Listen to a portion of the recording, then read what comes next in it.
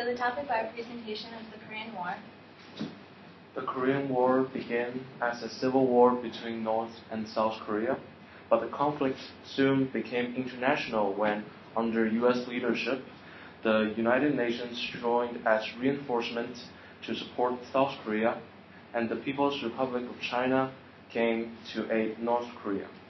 The war left Korea divided at the 38th parallel, with the two regions governed by two totally different ideologies.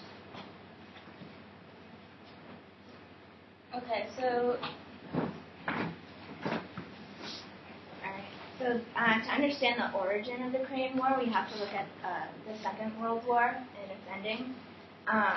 So during World War II, the Allies discussed the future of Korea after Japan was defeated. So the United States, Great Britain, and the Republic of China got together in Cairo in 1943, where they agreed after Japan's defeat they would confiscate all of Japan's colonies, and they ended up dividing Korea at the 30th parallel, and North was taken over by the USSR, and the south of the 30th parallel was the United States.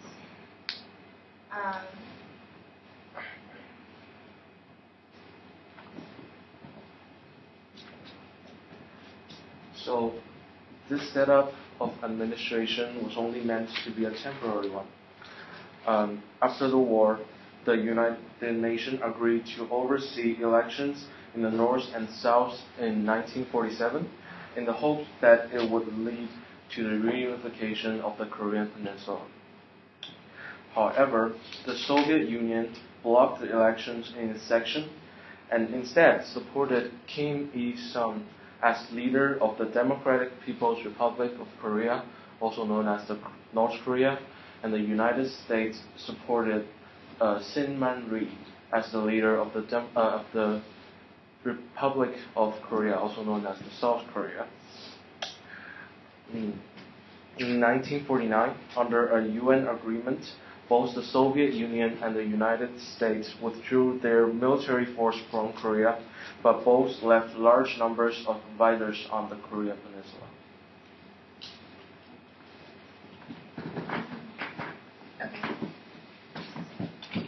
Regional conflicts occurred periodically across the 38th parallel, but the war officially started when North crossed the 38th parallel on June 25, 1950, and both Korean governments had been adamant about reunifying the peninsula under one kind of government, and the Soviet Union supported the North and saw opportunity to do so with a swift strike to take out the South, and North Korea pushed South Korea, and by September it engulfed almost the entire peninsula. And upon hearing news of the attack, the United States immediately called for a meeting in the United Nations Security Council, which the Soviet Union was boycotting over the issue of Chinese representation. The Security Council was able to pass a resolution condemning the actions of the North and demanding that the Northern armies withdraw from the South. And the United States viewed the attack on the South as evidence that communism would actively challenge the free world, and revised its security perimeter to include maintaining a non-communist South Korea. And the UN sent forces composed of troops from 15 nations to the peninsula to stop the communist events.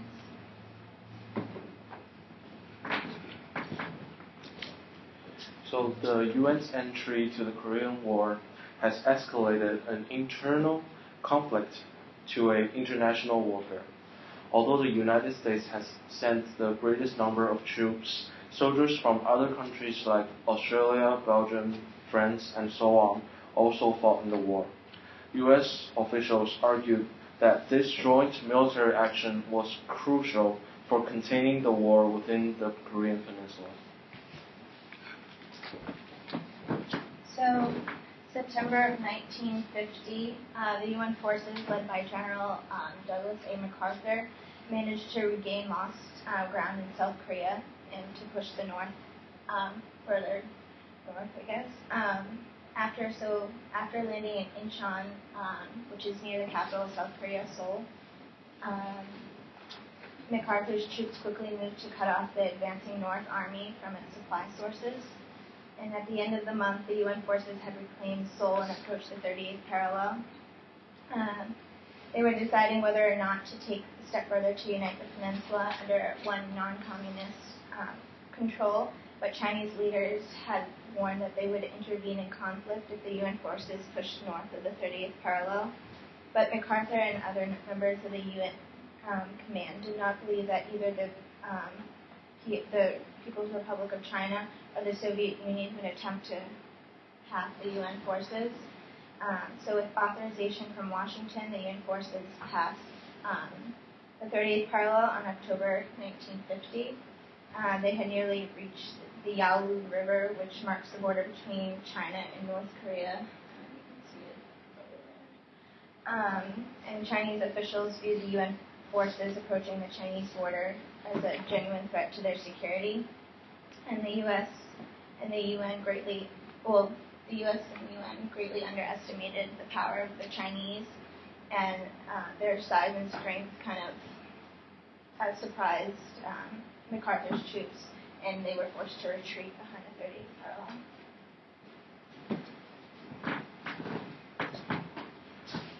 In early 1951, the territories around Central Korea had changed hands several times, with the UN forces advanced across and withdrew back to the 30th parallel.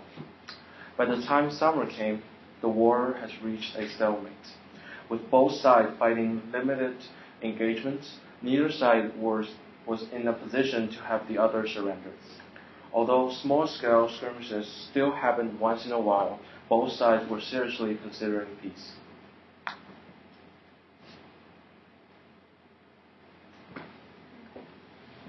So now we're going to look at some of the significant figures in the war.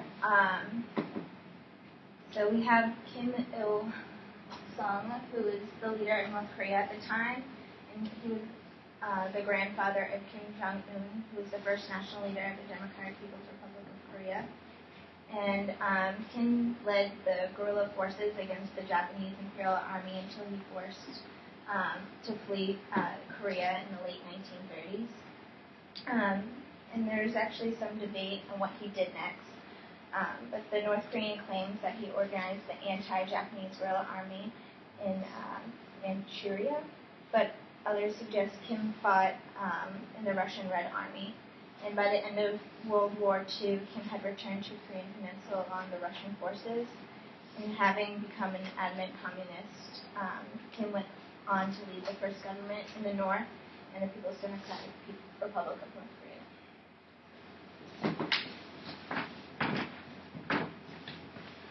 And next we have Syngman Rhee. Syngman Rhee was the anti-communist leader of South Korea for 3 terms, or 12 years. As a young man, Rhee was imprisoned from 1897 to 1904 for his activism in supporting internal reforms in Korea. After he was free, Rhee traveled to the United States and attended Princeton, and he was actually the first Korean to obtain the PhD in America. He then returned home and participated in the Korean Rebellion against Japanese occupation in 1919. When he failed, Rhee fled again and did not return until the Japanese was defeated in August 1945. By this point, he was approaching 70 years old and has become conservative and a ferocious anti-communist. His presidency largely failed to make substantial gains in the quality of life for the war-torn Korean, and employed authoritarian measures to maintain power. He ardently claimed for war with the North.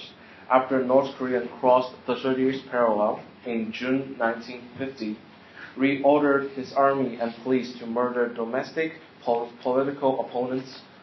As many as 100,000 people are believed to have been killed in this summer of terror. The executions were supposed to prevent southern leftists from reinforcing the rapidly advancing northern troops, but Ri's attention to eliminating political opponents rather than fighting North Korean troops led to the near collapse of his country.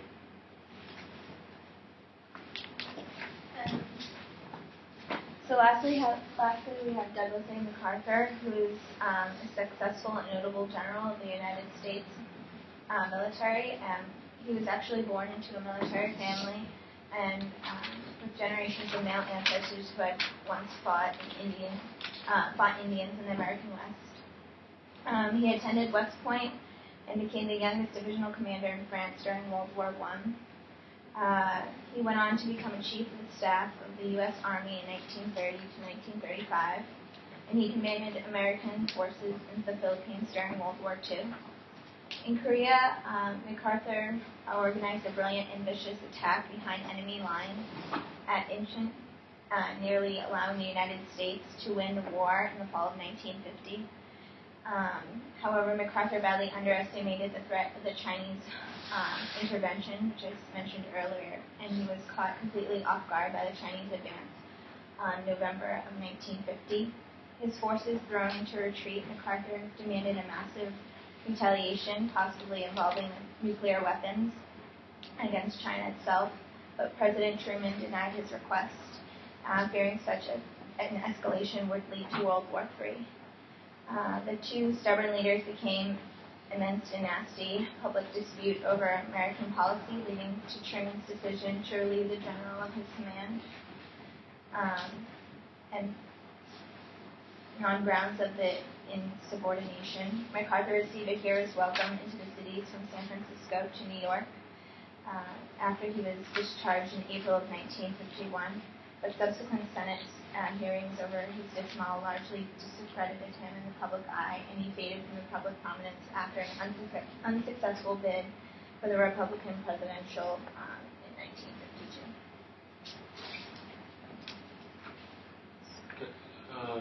So next we have two video clips on the major events in Korean War. And first is a little clip about the Battle of Incheon.